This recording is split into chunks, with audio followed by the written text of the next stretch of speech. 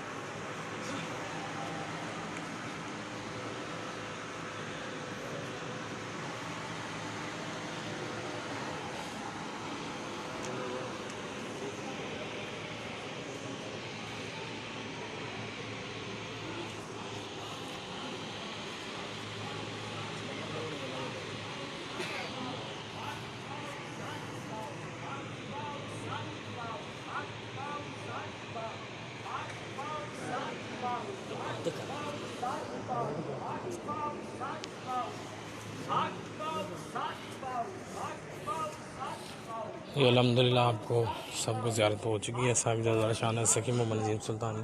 इंशाल्लाह थोड़ी देर तक दोबारा आपको साईं जी की ज़ियारत करवाते हैं इंशाल्लाह।